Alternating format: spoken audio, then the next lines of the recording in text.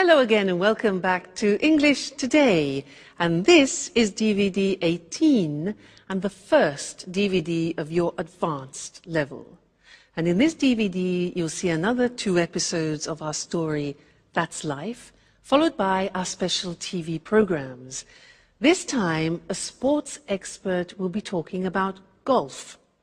Then, in our travel section, we'll be looking at the White Knights of St. Petersburg. Then in the grammar section, we will study some of the uses of the passive form in English. And then we'll look at some more useful phrases for you when you're socializing. All right? So, enjoy your viewing.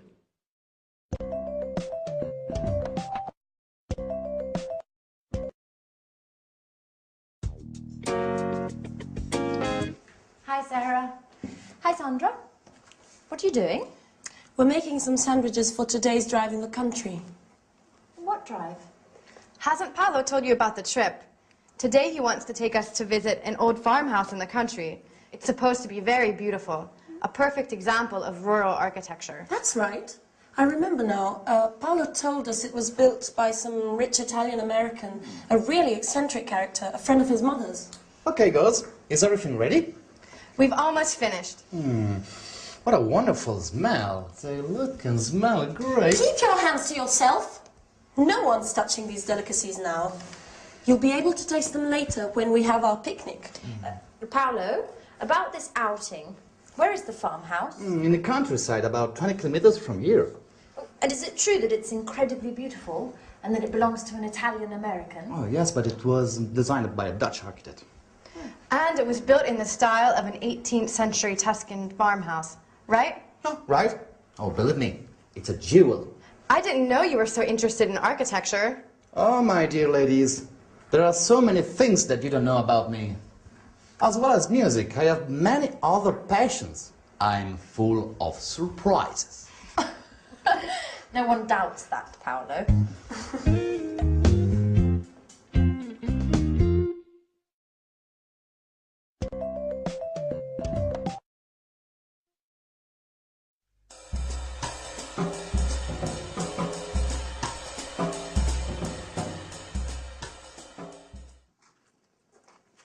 So, tell me more about this house. It's fascinating. Oh, you're right. And you have to see the garden. It's a haven of peace and tranquility. And what sort of plants are there? Oh, thousands. Big old trees, grapevines, olive groves, and many types of roses. And it's huge. There are 8 gardeners. Oh, really? So many? It's a lovely spot. My mother used to take me there a lot. I love to lie under the oak trees. It gave me a sense of peace. That's where I gave my first kiss. Wow. Who would have thought our Paolo was so romantic? Are you making fun of me? No, definitely not. I bet this enchanted house has been the source of most of your musical inspiration. How do you know that? Considering it doesn't take much to inspire you, I can imagine what a paradise can do. Oh, hi. Hi. Sorry we made you wait. Paolo was just telling us about the garden. Oh, Okay, let's go. I can't wait to see this place. do you know where Mike and Michelle are? They should be here by now. Oh, Michelle went out for her morning jog earlier. She should be back by now, so she's probably having a shower. And Mike's in his room watching a football match. What a surprise. Okay, I'll go and give them a shout. Oh, Sarah, have you got the camera? Oh no, I left it in my room. Why don't you go and get it? We should be able to take some lovely photos today, right? You're right. I'll go and get it.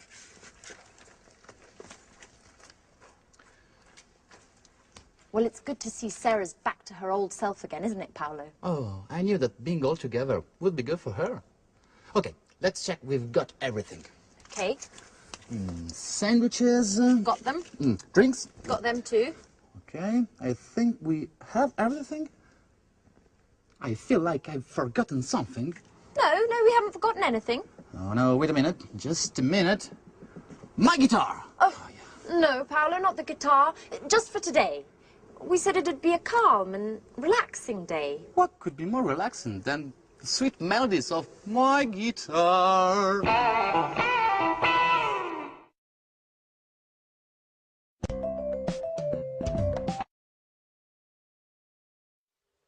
Hi again and good to see you. Now, in that last episode, they were talking about an old farmhouse in the country and describing it. And they were using some interesting language which I want to teach you now. Let me give you some examples of what they said. Sandra said that the farmhouse was built by a rich Italian American. Was built by. Now that grammatical form is called the passive.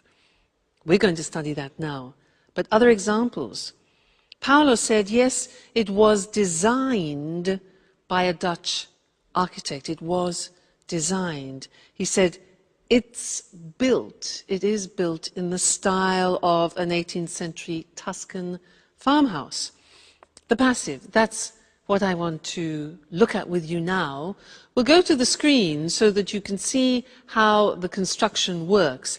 It is actually quite simple because you need to take the verb to be in the necessary tense, whether it's past, present or future, and then you add the past participle of the main verb. Okay, so that is the grammatical form. When do we use the passive? We use the passive when it's more important the action which is happening and not the person doing it. Let me give you an example, try and make it clearer. And look at the screen now when we can combine the things. This is a magazine.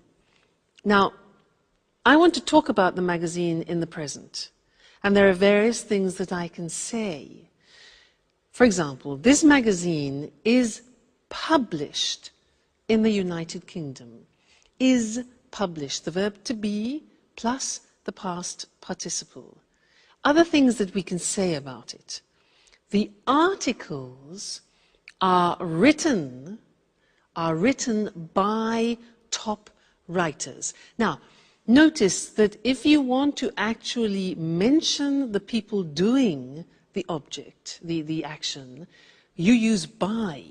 So, these articles are written by top writers, okay, top journalists. Another example, it's delivered worldwide. It's delivered worldwide. There again, we don't know by who, but it's not important in this case. It's the action which is important. So that's in the present, using the verb to be in the present form is, are. Let's move on to the past tense now and take these shoes. We can say about these shoes were made in Italy, okay? These shoes were made. Notice that the verb to be is in the past and it's plural because it's two shoes. So not was made, but were made. These shoes were made in Italy.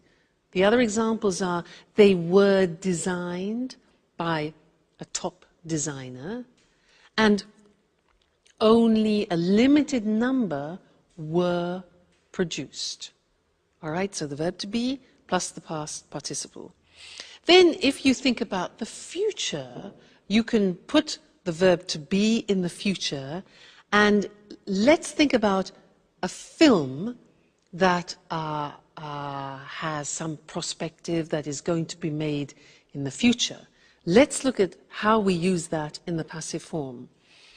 The film is going to be set in America. Now that's a bit more complicated. The verb to be goes into the future, but it's an intentional future. So it becomes the film is going to be set, means filmed, in Russia. It's going to be directed by Spike Lee. Now here the information Spike Lee is important, so we add by. It's going to be directed by Spike Lee, and it's going to be released next summer. Released, taken to the cinemas next summer. So that's the passive form, as you can see, if you know the verb to be very well in all the different tenses, past, present, and future, it's not difficult. And it's actually not different in English to many other languages. All right? So that's the passive. See you again next lesson. Bye.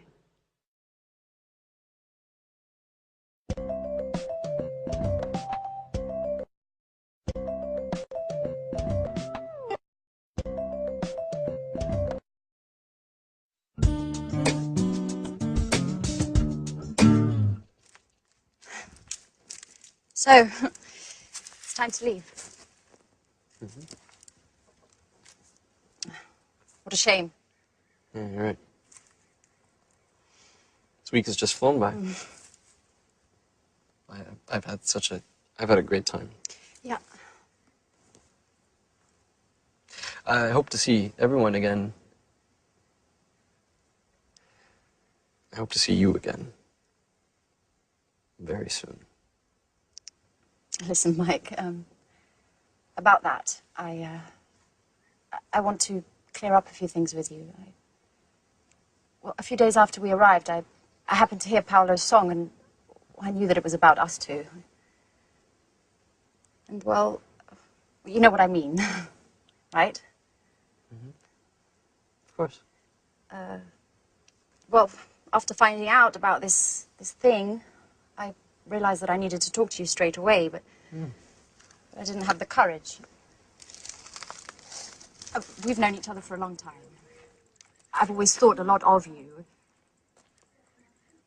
God, I don't know how to tell you this, Mike. Come on in. Don't be shy. It's not easy to say certain things. I mean, you know what it's like. Put yourself in my shoes. You don't need to tell me this. For years, I've been trying to. But maybe as we've come this far, we don't need words anymore. No, what are you doing? You've gone crazy. But I thought that you too. That I what? I was trying to tell you that that I really like you and that you're a true friend. But only a true friend, nothing more. What an idiot I am. For a moment, I thought I had feelings for me. I'm sorry, Mike. I didn't want to upset you. It's just that, well, the truth is that there's someone else in my heart. I know. Don't worry. Let's pretend nothing's happened, okay? Okay. Right. Friends? Like before? Of course. But no hard feelings? Okay. Fine. I'll just go and finish packing then. Okay. I'll see you in a bit.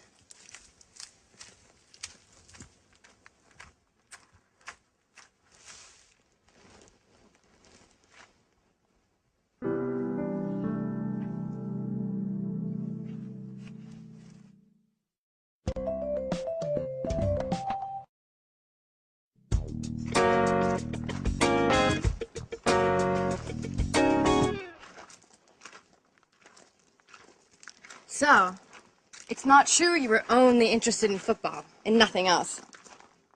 What are you trying to say? Don't play the fool with me, Mike. I understand lots of things now. Like the time I told you I loved you. Do you remember?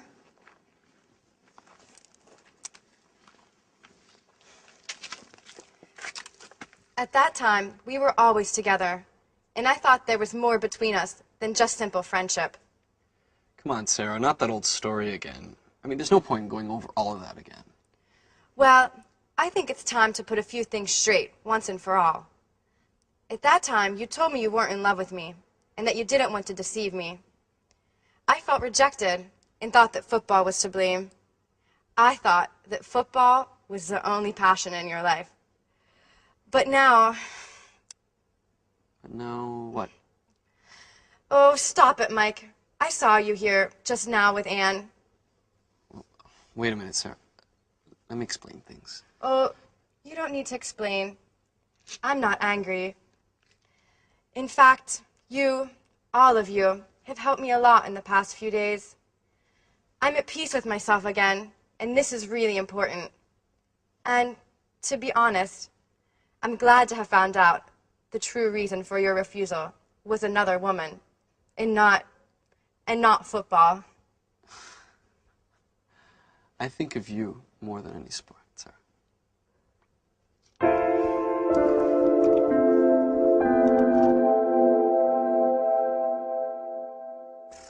Hey guys, it's late.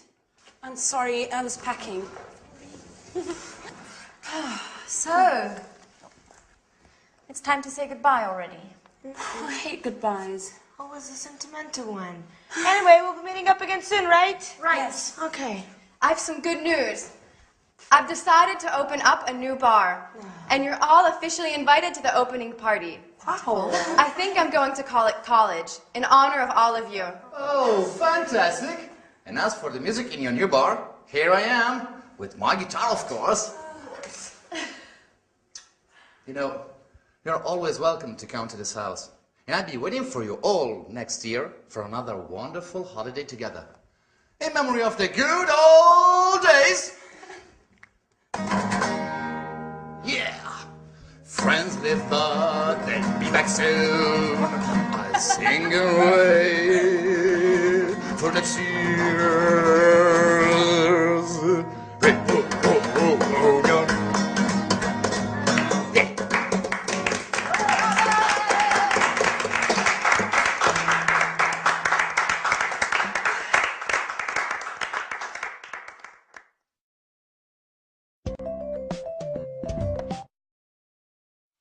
Hi again.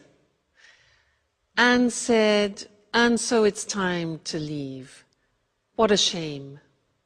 Well, it's true, isn't it? It's great to have a reunion with good friends, but it's also sad to say goodbye to them. And she said, what a shame. Do you know what that means? It's like saying, what a pity. What a pity, what a shame are the same meaning. And it means that you are expressing sadness about something.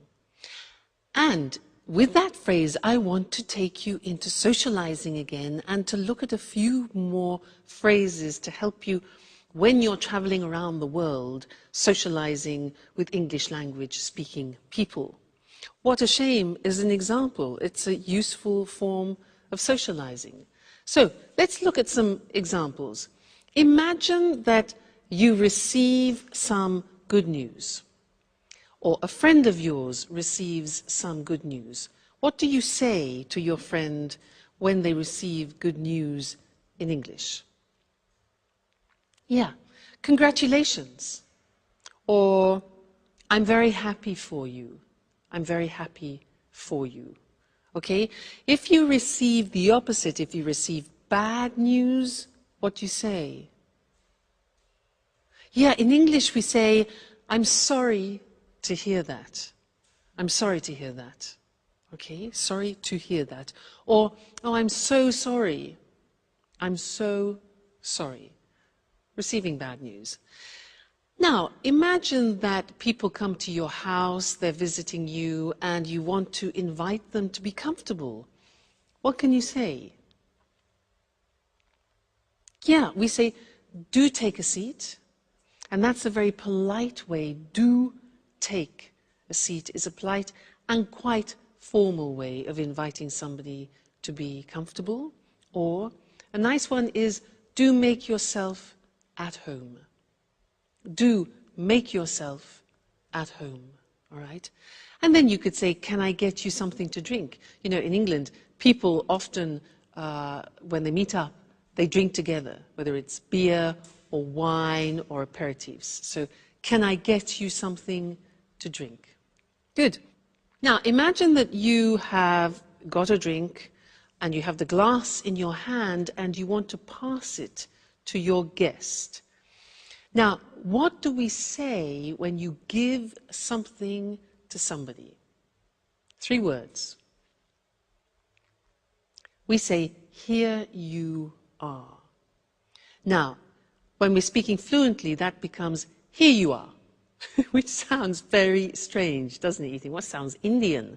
Here you are. Here you are. I mean, it's one of those unusual phrases which, if you separate the words, has no meaning, but we use it when you give something to somebody else. So it's very, very, very, very, very common. Here you are. Thank you. Not at all. Here you are. All right? What about when you're in discussion and you want to agree or disagree? In English, we say, I agree with you. We don't say, I am agree with you, because many languages translate that from their own language and make a mistake with the English construction. So, I agree with you. And the negative is, I don't agree, not I am not agree. And the question is, do you agree? Okay, that's very important. What if I say, well, actually, I don't agree with you? Do you remember, well, actually? When do we use, well, actually, those 2 golden words? Yes, that's right. It's when you want to introduce a no, but in a soft way. You prepare the other person psychologically for no. Well, actually, I don't agree with you. Or you can say, I agree with you up to a point, which means partially, up to a point, all right? Leaving. When you have to leave people, it's often sad. You could say, well, we really must be going, it's late. We really must be going, all right? Which displays a fact that you have to do it. You don't want to, but you have to. You have duties, etc. We really must be going. Or another nice one is, we must be on our way. We must be on our way, okay? And then showing that you're sorry, as we saw in the episode with our friends. What a shame. What a pity. Okay, well, what a shame, and what a pity this lesson has finished. But don't worry, there will be another one. So I will see you again in the next one. Take care until then. I must be on my way. Bye.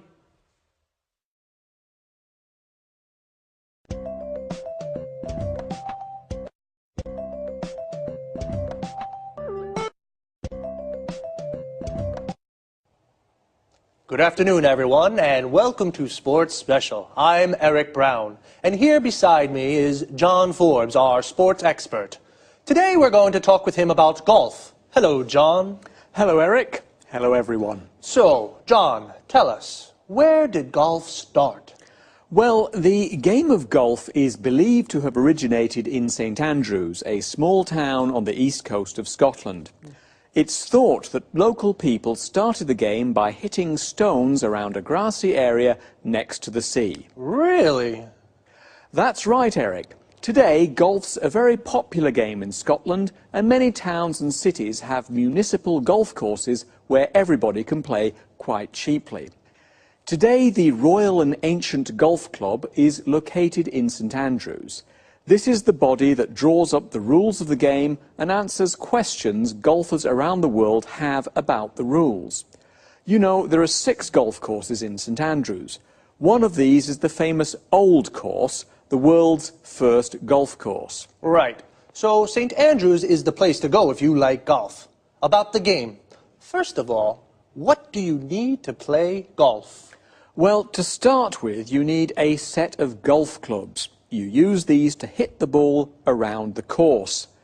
There are lots of different sizes of clubs, but basically there are 2 kinds, drivers and putters. Drivers are used for long shots along the fairways and putters are used for short shots on the greens. Then you need a golf course. There are usually 18 holes on a course. And of course, you need a golf ball. It seems easy to play golf, but how exactly do you play the game? You start each hole on the tee. From here, you use a driver to hit the ball as far as you can towards the hole. If necessary, you hit the ball again to get it onto the green. Once on the green, you use a putter to hit the ball into the hole. It's as simple as that. Well, almost. And be careful not to hit your ball into a bunker, an area of sand. It can be difficult to hit a good shot out of one of these. Don't worry, I'll be very careful. So, John, how do you keep score in the game? Well, each hole has a par, the number of shots required to put the ball into the hole. Let's say the first hole at the old course in St Andrews is par 3. If you complete the hole with 4 shots, you're 1 over par. If you complete it with 2 shots, you're 1 under par. The winner is the golfer who completes all 18 holes with the fewest shots or the most shots under par.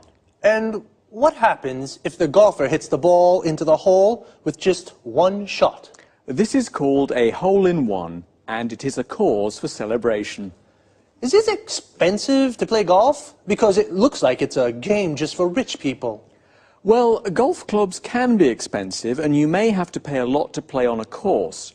But you may be able to hire the clubs, and you may be able to find a municipal course that charges very little for you to play 18 holes. How popular is golf? It's very popular in Scotland, as you can imagine, as the game started there. There are 540 golf courses in Scotland. Remember, the population of Scotland is 5 million. But golf's also popular around the world, especially in Europe and North America. The game's really taken off in East Asia. The game's incredibly popular in Japan, Taiwan, South Korea and Singapore. There are lots of professional golfers who take part in international golf tournaments all over the world. Well, now, we certainly know a little bit more about golf. Thank you, John. You're welcome, Eric. Goodbye. And goodbye to you, and see you again next week for another edition of Sports Special.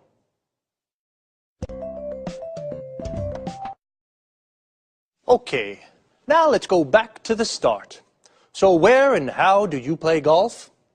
The area where you play is called a golf course. A golf course has 18 holes. The aim of the game is to hit a golf ball into each hole with the fewest shots possible. A shot is when you hit the ball. To play golf, you need, well, yes, a golf ball and a set of golf clubs. A set is a complete group.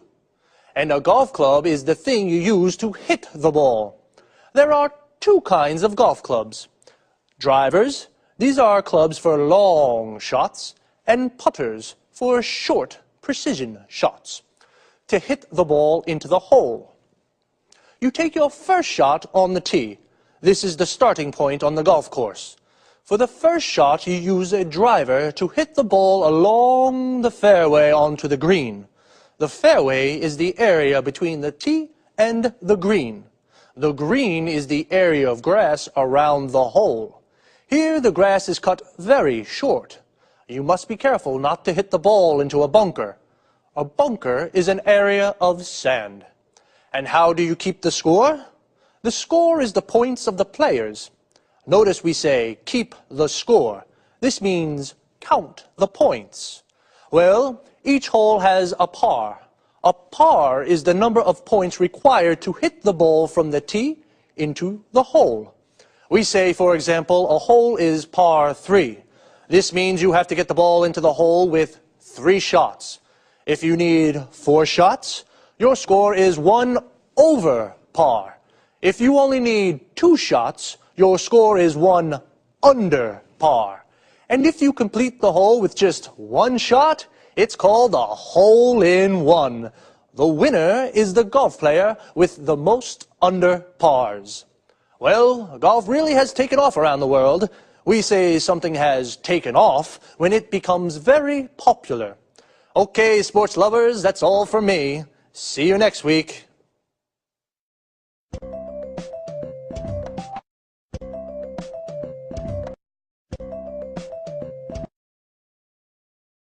The home of the Tsars and the Revolution, and one of the world's greatest museums. This is St. Petersburg, a magical city that definitely won't fail to impress. I'm Lucy Ross, and this is the travel programme.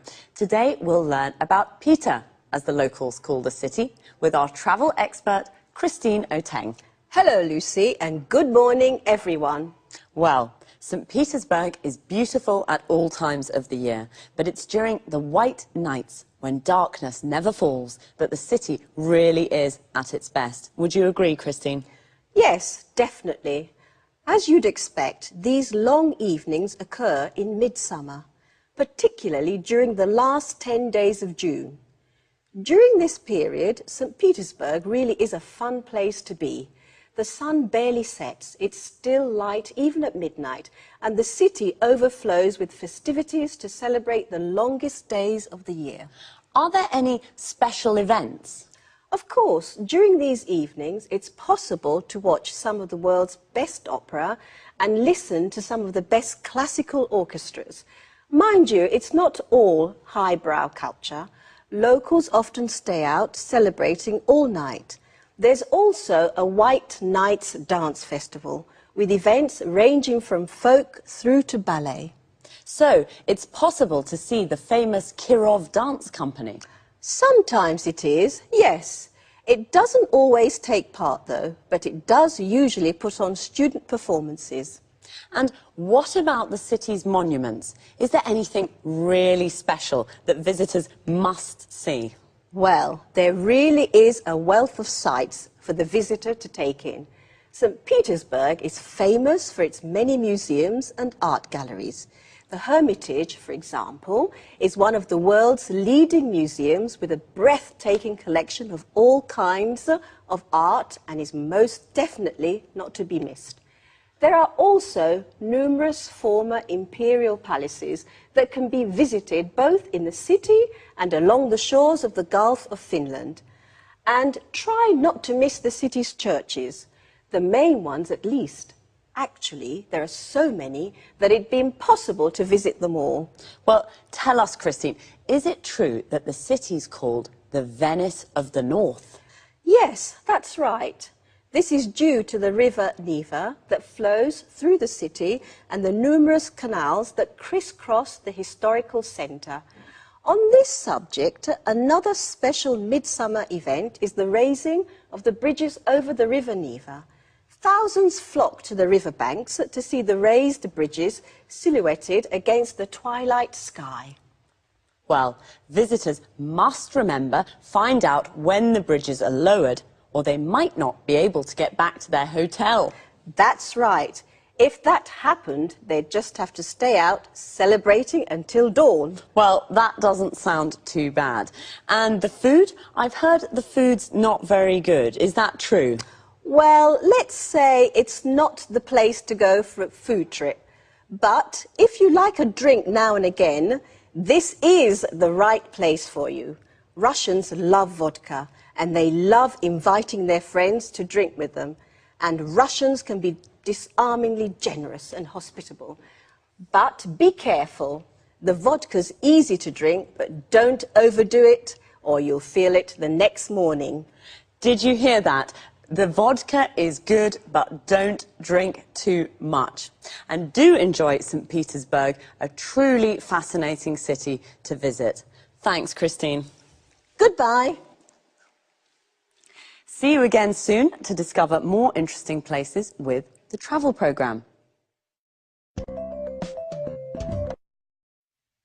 So, St. Petersburg is at its best in midsummer. Midsummer is the middle of the summer. We say something is at its best when it's in its best condition. The city is at its best because in midsummer the sun barely sets. When the sun sets, it goes down. The moment when the sun sets is called sunset or dusk. The sun barely sets means it almost doesn't set, so it stays light all night. So sunset is when the sun goes down. When it comes up in the morning, it's called sunrise. It's the moment that the sun rises. This time of the day is also called dawn. So, St. Petersburg is a fun place to be in summer. It's a fun place to be means it's amusing to be there because there are lots of things to do. You can go to the opera or a classical concert. Mind you, it's not all highbrow culture. Highbrow culture is classical culture, like opera, Shakespeare, Dante. We use the expression mind you to introduce a contrast with something that's just been said. The locals stay out celebrating all night. To stay out doing something means to spend the night doing something. So, the locals stay out celebrating means they celebrate all night and don't go home until the morning. There's a dance festival too. The Kirov Dance Company doesn't always take part. To take part in something means to participate. Notice we say take part in something. So the Kirov Dance Company doesn't always take part in the festival, but it puts on student performances. To put on something means to organise something. And remember, it's not the place to go for a food trip, a holiday based around trying the local cuisine. But it is the place to go for the vodka and all-night celebrating. So, bye for now. See you next week.